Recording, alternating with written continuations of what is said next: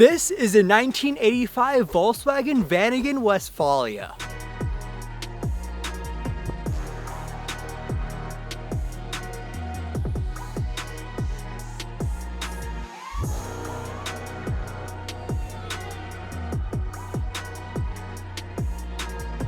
And I think it's safe to say that I've had a few mishaps with this here Vanagon. My name is Sebastian, and yeah, I live in this van full-time while I'm working here in the Jackson area. Now, unfortunately, I've run into a slight issue with the old van here. I've had this issue before, and it's where the starter solenoid that attaches to the starter motor, it has built up a little bit of water inside, and that water has frozen, which means the van won't start. But it does make this very familiar clicking sound coming from right where the starter motor is. Why did I get this bike? I'll let you guys know soon, I promise.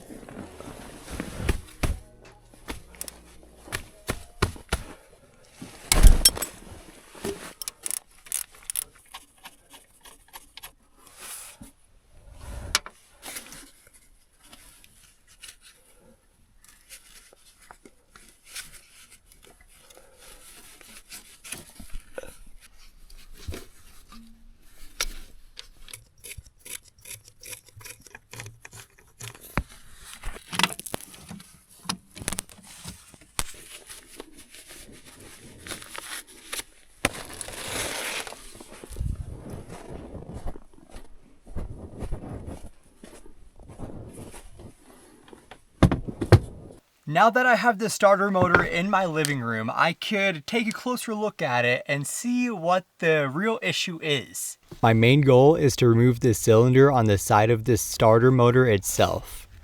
And after remembering how this thing went together, it comes apart a lot easier than it looks. There are 3 torque spit screws holding it together, and it turns out I actually have the right size so I could continue with this job. If you haven't done something like this before, I recommend consulting a professional or watching a couple more YouTube videos because it could get complicated really quick.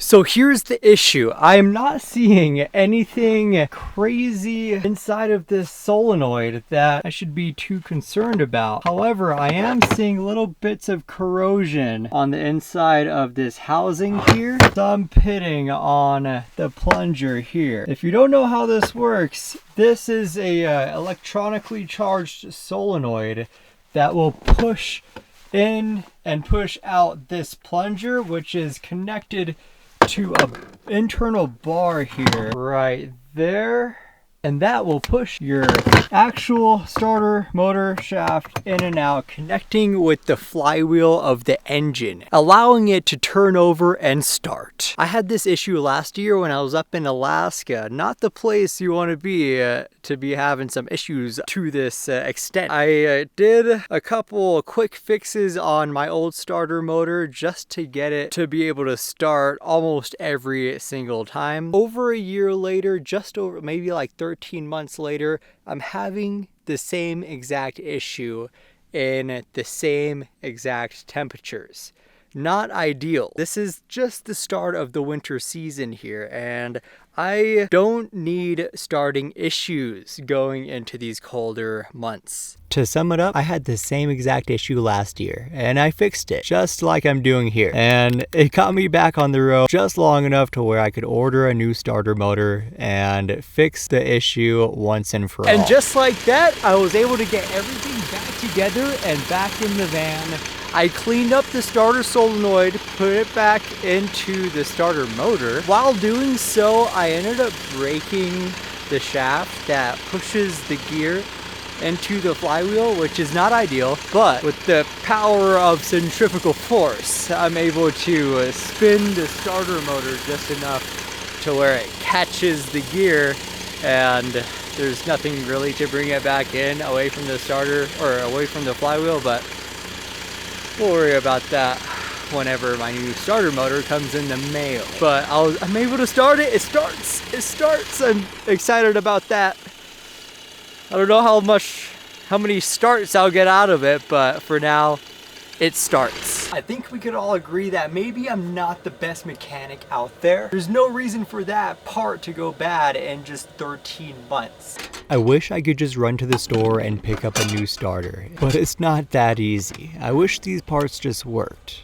One thing I do know is that I could rely on my ICECO fridge to keep my food fresh. Cooking these meals in such remote locations, such as here in Northwest Wyoming, wouldn't be possible if I didn't have a good cooler. And the best part about this one is that it doesn't require ice. And recently I've discovered that even during a deep freeze, the good insulating properties of this refrigerator keeps a consistent temperature, so it doesn't freeze my meat or my water or drinks contained inside the unit itself.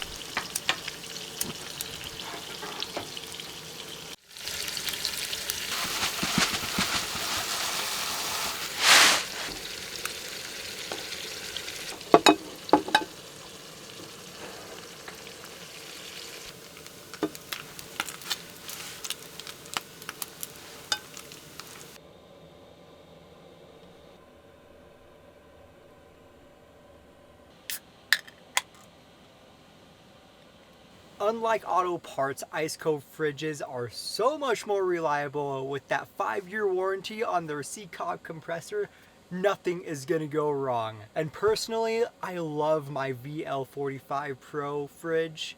It's the perfect size. It fits great in the Vanagon. Even without my experience included, my new coworker at work, he has the same exact fridge as I do, but instead of one, he has two. He has one in his truck bed camper, and he also has one at home. And he says they've been running for like years. So right now there's a Black Friday deal going on. It's going on from November 21st to December 3rd. That's their Black Friday sale, and you could save up to 30% off of an ICECO product on their website. You should definitely go check it out. I'll leave a link in the description.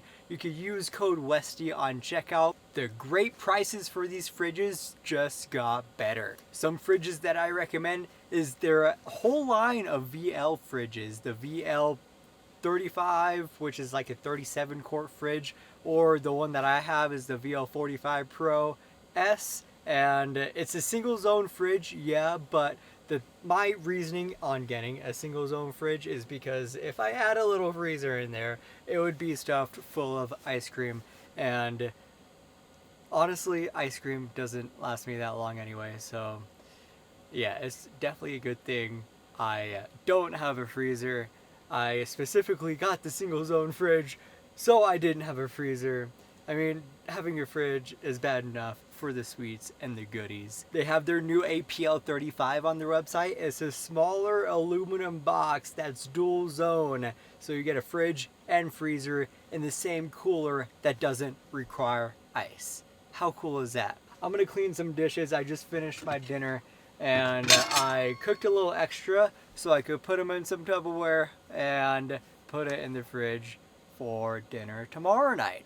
I've been doing that. I'm meal prepping because that's the smart thing to do. Look at me go.